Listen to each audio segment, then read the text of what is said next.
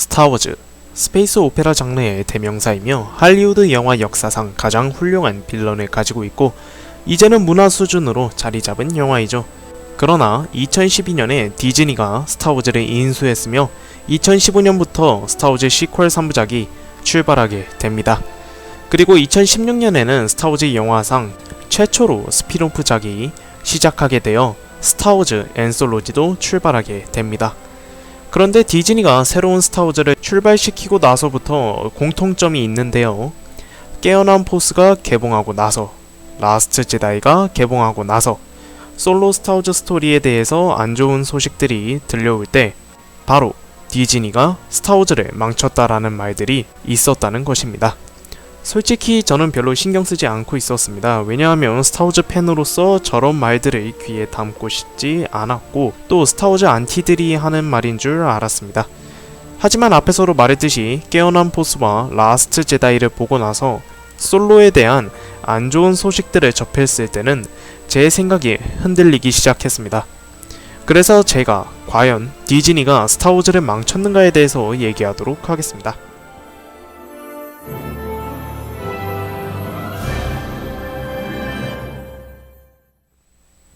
디즈니가 스타워즈를 망쳤다의 첫 번째 근거는 바로 초공간 도약이란 설정입니다. 초공간 도약은 영어로 하이퍼스페이스라고 합니다. 그리고 하이퍼 드라이브를 이용해 하이퍼스페이스를 하는 것이고요. 하이퍼스페이스는 멀리 있는 곳을 초공간에 진입해 광속을 뛰어넘는 속도로 이동하는 기술입니다. 그런데 몇몇 분들은 이렇게 생각하실 것 같은데요. 하이퍼스페이스로 이동하다가 행성에 부딪히면 어떡하죠? 그래서 이렇게 귀여운 드로이들이 있는 것입니다. 흔히 이런 드로이드를 아스트로맥 드로이드라고 하는데요. 아스트로맥 드로이들은 하이퍼스페이스 항로를 설정하여 행성에 부딪히지 않게 도와줍니다. 그러나 문제는 깨어난 포스부터입니다. 분명 새로운 희망에서 한 솔로는 하이퍼스페이스에 정확한 계산이 없으면 죽을 수 있다고 했죠.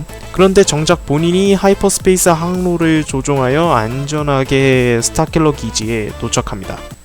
네. 물론 한 솔로가 어느 정도 실력이 있으니까 그렇다 치는데 로그원에서 카시안 안도르 대위는 K2SO가 하이퍼스페이스 항로를 아직 못 맞췄다고 하자 그냥 본인이 합니다. 그리고 이런 설정을 완벽하게 박살낸 것은 바로 홀도 제독의 하이퍼스페이스 자살입니다. 이게 왜 문제냐? 이런 장면으로 인해서 이전에 쌓았던 스타워즈 사건들이 무너지기 때문입니다. 보이지 않는 위험에서 나부 행성 측은 그냥 우주선 한 대 갔다가 하이퍼스페이스를 이용하면 금방 분리주의파의 함선은 아작나죠. 그러면 새로운 희망에서의 데스스타는요? 양자 어뢰 대신 그냥 엑스윙 한 대 꼬라박기만 하면 되는 겁니다. 제다이의 기환과 깨어난 포스는 어떻고요? 또 로그원에서 이런 방식을 사용해서 데스스타를 없애면 애초에 로그원이 희생할 필요가 없죠. 그래서 이런 문제 때문에 스타워즈 역사에 거대한 구멍이 생겨버렸습니다. 이런 디즈니의 연속적인 실수, 아니 이것은 어쩌면 디즈니가 고의로 설정을 비틀어버린 것이 아닐까 싶네요. 덕분에 우리의 디즈니는 스타워즈 세계관에 아주 거대한 구멍을 만들었네요. 잘했어요 미키마우스. 깨어난 포스를 시작으로 시퀄 3부작이 출발했죠. 저항군의 영웅인 한 솔로와 레아 오르가나의 사이에서 나온 벤 솔로, 아니 카일로 렌. 자기 부모가 누구인지를 모르고 기다리기만 하는 포스가 강한 자 레이. 옳지 않은 일을 원하지 않아 탈영하게 된 FN21 핀, 포, 캡틴 파즈마, 아미티지, 헉스, 스노크, 그리고 여러 명의 시퀄 조무래기들. 네. 시퀄 3부작의 캐릭터들은 하나같이 개성이 없습니다. 그러니까 매력이 없다는 거죠. 그나마 카일로 렌이 라스트 제다이에서 많은 성장을 했기에 시퀄 캐릭터 중에서 가장 좋습니다. 레이는 캐릭터가 너무 단순합니다. 그냥 시퀄 시리즈의 주인공은 카일로 렌이라고 해도 무방할 정도예요. 핀 같은 현실적인 캐릭터는 좀 더 영화에서 잘 다루어줬으면 하고, 포는 우주전 아니면 정말로 하는 게 없습니다. 엑스윙 아니면 하는 게 없어요. 그러니까 엑스윙 조종 이상의 매력을 가지고 있지 않습니다. 캡틴 파스마는 아미티지 헉스는 의외로 좋아지고 있습니다. 스노크는 그냥 아쉬운 캐릭터로 남았고요. 핀이나 포 혹여나 다른 시퀄 캐릭터들은 뭐 그럴 수 있어요. 그런데 시퀄 3부작에서 주인공을 맡고 있는 레이의 역할이 너무 단순한 게 아닌가 싶습니다. 차라리 깨어난 포스에서의 레이가 더 좋았어요. 아마도 라스트 제다이에서 카일로 렌을 성장시켜주는 용도로 쓰이거나 혹은 루크 스카이워커한테 묻힌 것 같네요. 그래서 스타워즈 에피소드 9에서는 더 잘해줬으면 합니다. 시퀄 3부작은 제 개인적인 생각엔 너무 성급하게 그리고 너무 억지로 만든 것이 아닌가 싶습니다. 오리지널 3부작으로부터 약 30년이라는 공백이 생기니까 그걸 어떻게 다룰지 고민하지 않고 그냥 대충 만들어서 내보낸 것 같습니다. 뭐 30년이라는 세월과 그 사이에 일어난 사건들을 게임 하나로 다루기엔 역부족이었죠. 그렇다고 해서 오리지널과 시퀄 사이를 스피노프로 빈 공간을 채운다는 것은 무리가 있습니다. 비유를 하겠습니다. 오리지널 3부작을 볼 때 스타워즈 엔솔로지와 프리퀄을 꼭 보도록 만드는 것과 마찬가지인 셈이죠. 1977년에 출발한 스타워즈 오리지널 시리즈나 1999년에 출발한 프리퀄 시리즈나 둘 다 그 시리즈 자체만 봐도 이해가 됩니다. 그리고 무슨 일이 있었는지에 대한 질문도 시퀄 시리즈에 비하면 거의 없는 수준입니다. 벤 솔로는 어떻게 스노크를 만났는지, 스노크는 또 누구인지, 저항군은 분명히 제국을 이겼음에도 불구하고 어째서 병력이 더럽게 없는지, 퍼스트 오더는 또 어떻게 탄생했는지 등이 스타워즈 시퀄 3부작의 크고 작은 구멍들이 되었습니다.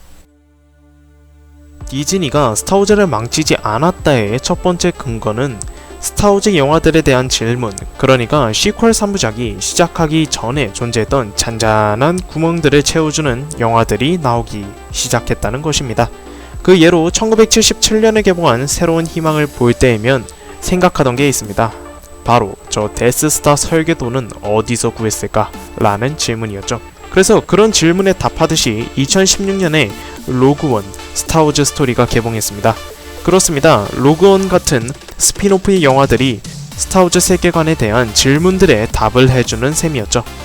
그렇기에 저는 디즈니가 스타워즈를 망쳤다고 생각하지만 한편으로는 잘 이끌어 나가고 잘 성공시켰다고 생각합니다. 그리고 2019년을 끝으로 스타워즈 시퀄 3부작이 끝난다고 할지라도 스피노프 영화들은 계속되며 스타워즈 세계관의 구멍들을 계속 막아줄 것입니다.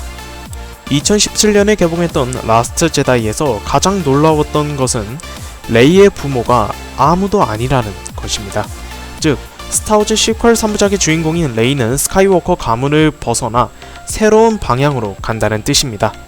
그래서 이것이 스타워즈 올드 팬들 그리고 스카이워커 가문을 사랑하셨던 분들한테는 달갑지 않을 수 있습니다. 어쨌든 디즈니의 스타워즈는 새로운 방향성을 지향한다는 뜻이므로 앞으로의 스타워즈는 누구나 영웅이 될 수 있다는 것을 아주 잘 보여줄 것 같습니다. 스타워즈는 코믹스와 소설 그리고 게임으로까지 많은 이야기들을 가지고 있습니다. 그렇기에 스피노프 영화들로 다양한 장르에 도전할 수 있다는 뜻인데요. 예를 들어 2016년에 개봉한 로그원은 전쟁 영화에 가까웠고 이번에 개봉하는 솔로는 범죄 스릴러 영화 등으로 만들 수 있다는 것이죠. 그래서 아마도 디즈니는 이것을 노리고 있지 않나 싶습니다. 시퀄 3부작은 디즈니가 앞으로 스타워즈의 방향을 알려주는 용도로만 사용되며 본래의 목적은 스피노프 새로운 트릴로지로 스타워즈의 세계관을 넓히려는 목적이 아닐까 싶은데요. 그렇게 디즈니는 우리들의 상상 그 이상을 보여줄 것 같습니다. 자, 이렇게 디즈니가 과연 스타워즈를 망쳤는가에 대해서 얘기해보았습니다. 저는 개인적으로 디즈니가 스타워즈를 아직 망쳤다고는 생각하지 않습니다. 디즈니가 스타워즈를 가지고 본전도 못 뽑았어요. 그러니까 반도 못 왔다는 말입니다. 그렇기에 좀 더 지켜본 다음에 얘기하는 것이 어떨까 싶습니다. 아무튼 저는 다음 영상으로 클론 전쟁의 일정 에피소드를 가지고 여러분들께 소개해드리도록 하겠습니다. 이상 무비턱이었습니다. 감사합니다. What's that?